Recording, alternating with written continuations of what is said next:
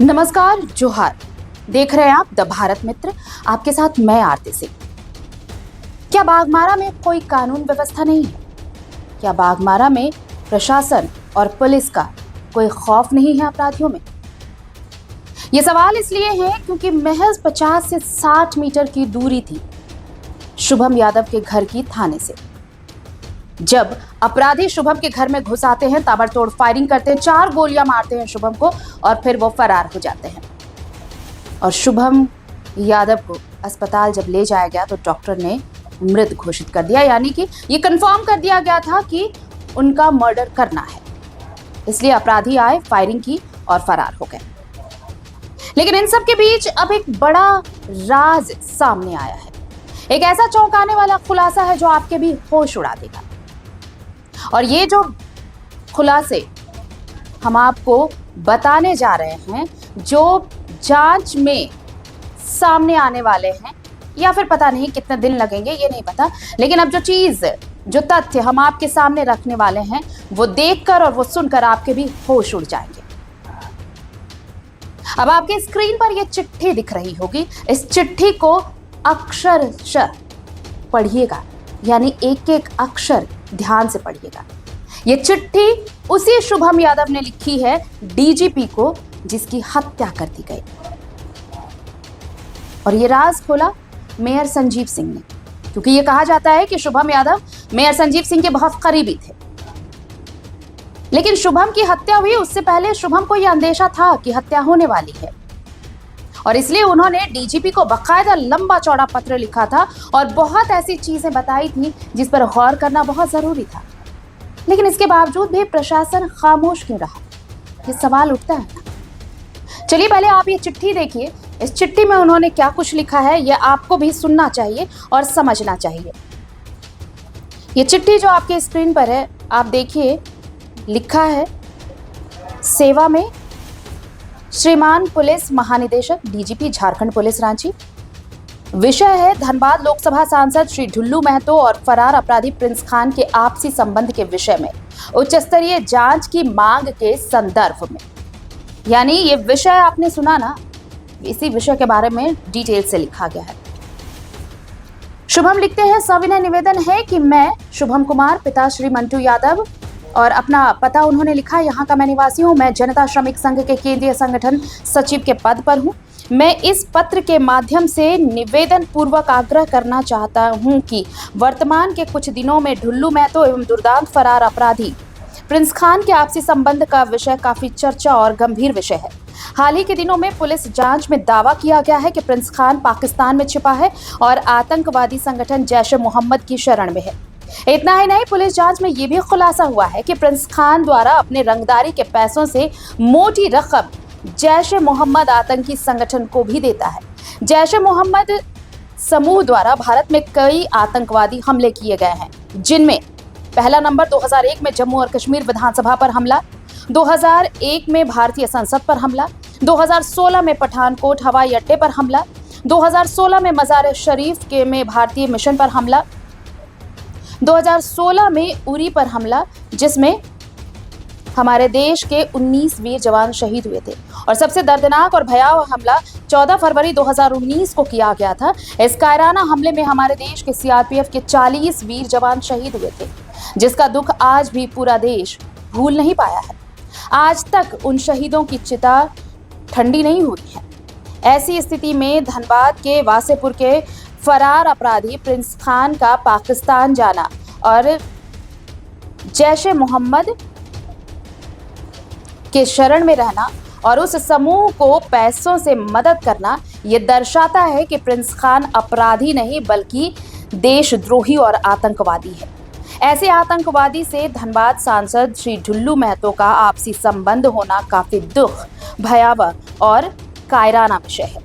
हाल ही में जांच के दौरान पुलिस के 500 पन्नों का व्हाट्सएप चैट भी मिला है और मीडिया से मिली जानकारी के अनुसार धनबाद पुलिस रिकॉर्ड में दर्ज तथ्यों के मुताबिक धनबाद सांसद ढुल्लू महतो अक्सर इस चैट के माध्यम से आतंकवादी प्रिंस खान से बात किया करते थे।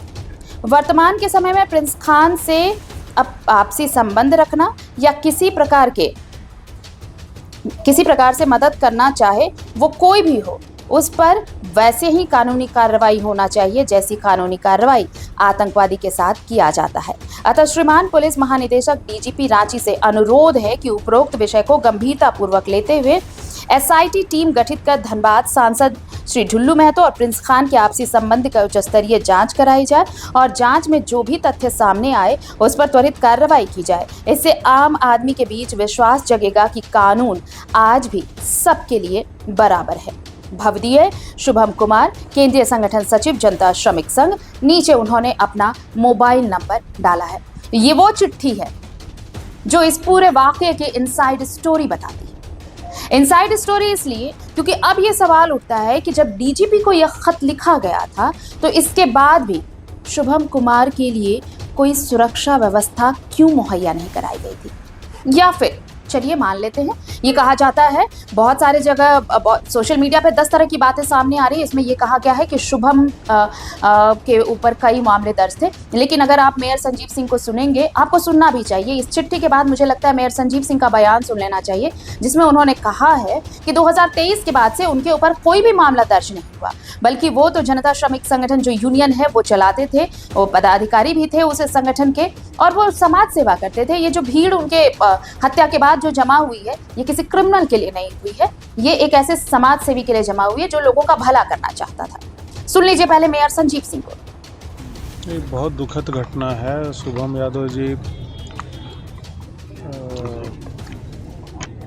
हमारे परिवार से इनका पुराना जुड़ाव रहा है और पिछले तीन सालों से इनका एक संबंध हमारे परिवार से रहा है और मेरे आने के बाद भी इनसे लगातार बातचीत होती थी और सामाजिक कार्यों में ये रहते थे। बहुत लोगों का कहना ये था, अभी जो कहीं सोशल मीडिया और न्यूज़ चैनलों में भी इनके बारे में कुछ न्यूज़ निकल रहा था कि इनका आपराधिक मामला था, तो ऐसा नहीं है। मुझे ये मालूम है कि 2023 के बाद से इनके ऊपर कोई आपराधिक मामला नहीं दर्ज हुआ और प्रशासन के सहयोग से मुख्य धारा में जुड़ने का काम किया और सामाजिक काम कर रहे थे। और मुझे कहीं ना कहीं ये कि समाज में अगर एक व्यक्ति अगर अच्छा सुधरने का काम करे तो उसका ऐसा हश्र होता है, ये बड़ा दुख का बात है। और प्रशासन के लिए ये बहुत ही चैलेंजिंग का विषय है कि 50-60 मीटर दूर थाना और थाना के बगल में इस तरह की घटना हो जाना, ये बहुत ही निंदनीय है। मैंने कल भी एसएसपी साहब से और ग्रामीण एसपी, सिटी एसपी सब लोग आए थे, उनसे मेरी बात हुई है, यहाँ के एसडीपीओ साहब से बात हुई है। ये लोग कल से ही कह रहे हैं कि हम लोग इस मामले की जल्द से जल्द उद्भेदन करेंगे। लेकिन फ़िलहाल जो मुझे ये लगता है, जो स्थिति बनी हुई है कि बाघमारा क्षेत्र की स्थिति बिल्कुल एकदम ख़राब है और यहाँ पर जितनी घटनाएं हो रही हैं वो सोचने का विषय है।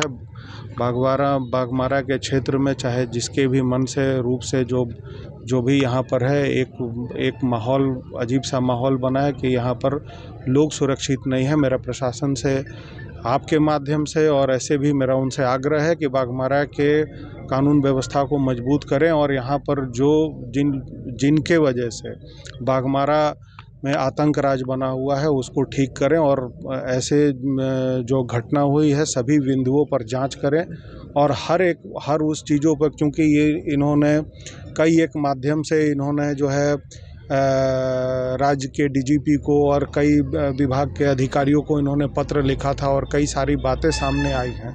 तो मेरा ये कहना है कि प्रशासन उन बिंदुओं पर जांच करे और जांच करके जो सही हो उस पर कार्रवाई करे और कार्रवाई करके ये बाघमारा की जनता को ये संदेश दे कि यहाँ पर किसी प्रकार का अपराध करने वाले लोग सुरक्षित नहीं रहेंगे। खास करके इस प्रकार से कि जो व्यक्ति मुख्य धारा से जुड़ा हो, जो समाज के लिए काम कर रहा हो। शुभम यादव कोई आपराधिक व्यक्ति नहीं था। शुभम यादव एक अपने आप को नए मुख्य धारा से जोड़कर समाज के लिए काम कर रहे थे। यूनियन जनता श्रमिक संघ के पदाधिकारी के तौर पर काम कर रहे थे, लोगों के लिए मदद करने का काम करते थे। और इस स्थिति में उनके साथ इस तरह की घटना हो जाना ये दर्शाता है कि बाघमारा में आतंक का राज है, और इसको यहाँ के जिला प्रशासन को इस मामले को और राज्य सरकार को चिंता करके इस क्षेत्र को सुरक्षित करना चाहिए। मामले का खुलासा हो इसके लिए क्या लगता है, कुछ टीम गठित होनी चाहिए? बिल्कुल, मैंने कल भी बात की है, अभी यहाँ इंस्पेक्टर साहब भी हैं, इन्होंने कहा है कि एक विशेष टीम तैयार हो रही है। और हम सभी लोग, चूँकि पूरे क्षेत्र के और समाज के लोग इस बात को, आप देखिए यहाँ जो भीड़ उपस्थित है, ये कोई भीड़ कोई आपराधिक व्यक्ति के लिए नहीं है, ये एक सामाजिक व्यक्ति के लिए है जो आज हम लोगों के बीच में शुभम नहीं रहे, उनके लिए है।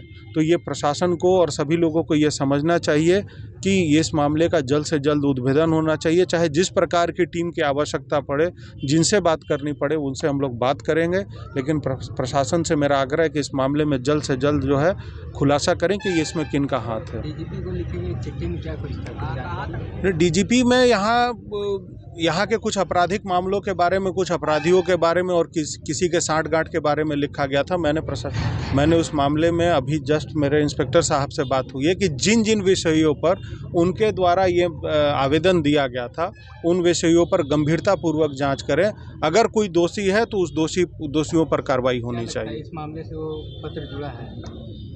अब ये तो जांच का विषय है, मैं ज़रूर इस पे कहूँगा कि ये ऊपर तक इस मामले की जांच हो कि अगर जो उनके तरफ से पत्र दिया गया है और जिन व्यक्ति का नाम है उस पर संदेह के विषय पर देखते हुए प्रशासन को जांच करनी चाहिए, और दोषी हैं तो उस पर कार्रवाई करनी चाहिए। सुना आपने, तो क्या ये वो अदावत थी या फिर ये वो कनेक्शन जो इंटरस्टेट नहीं, इंटरनेशनल है? अब आप समझिए कहाँ प्रिंस खान और कहाँ जैश मोहम्मद। दूसरी चीज, इन दोनों का कनेक्शन धनबाद सांसद ढुल्लू महतो से। ये कुछ और खिचड़ी पक रही थी और इसकी जानकारी शुभम यादव को हो गई थी, और कोई नहीं चाहता था कि ये सारी चीजें पब्लिक डोमेन में आए। क्या ये वही शख्स था जिसके बिनाह पर अपराधियों के सामने बस एक ही चारा था, शुभम यादव का खात्मा? क्योंकि अगर शुभम यादव होते, उनकी जुबान खुलती या फिर उनकी लिखी चिट्ठी पर जांच होती तो फिर कुछ बड़ा बवाल हो सकता था। ऐसे कई अनुत्तरित सवाल हैं जिनके जवाब फिलहाल तो नहीं मिल रहे, लेकिन इस हत्या के बाद ऐसे कई सवाल जन्म ले चुके हैं जिनका जवाब पुलिस को देना पड़ेगा। और सबसे बड़ा जवाब तो ये कि जब ये चिट्ठी डीजीपी को लिखी गई थी, उसके बाद भी कोई कदम क्यों नहीं उठाया गया? क्या इस सिलसिले में इन्वेस्टिगेशन हुई थी, या फिर इस चिट्ठी की, ये चिट्ठी जो मिली, इसकी तस्दीक की गई थी कि इस चिट्ठी में लिखी गई बातें कितनी सही हैं, कितनी गलत हैं? क्या अगर गलत भी थी तो क्या शुभम यादव से ही इसकी तस्दीक कराई गई थी? और अगर नहीं तो फिर इन्वेस्टिगेशन के लिए पहल क्यों नहीं की गई, जांच के लिए पहल क्यों नहीं की गई, या फिर शुभम यादव को ही ऐसी कोई सुरक्षा क्यों नहीं दी गई? यही सारे सवाल तो पूछे जा रहे हैं। ये इनसाइड स्टोरी ऐसे बहुत सारे सवालों के साथ आई है। हालांकि ये तो कहा गया है, ये मांग की गई है कि एक टीम बनाकर इस पूरे मामले की जांच की जाए, लेकिन ये चिट्ठी बहुतों के राज खोल रही है, और इसमें अगर 0.001% भी अगर सच्चाई है, समझिए कि खेल कितना बड़ा है, और ये सच में बहुत कायराना है। हालांकि अब जांच शुरू कर दी गई है, लेकिन क्या इस मर्डर के लिए, शुभम यादव की हत्या के लिए कोई टीम गठित की जाती है? और अगर हाँ, तो ये जांच किस दिशा में होगी? इस जांच का बैकग्राउंड क्या होगा और कितने दिनों में ये जांच खत्म होगी? जांच रिपोर्ट कब आएगी? इन सारे सवालों का जवाब तो सबको चाहिए, पूरे झारखंड को चाहिए, क्योंकि ये चिट्ठी बहुत अहम है, और ये चिट्ठी कई ऐसे अनुत्तरित सवाल छोड़ गई हैं जिनका जवाब ना चाहते हुए भी पुलिस और प्रशासन को देना पड़ेगा।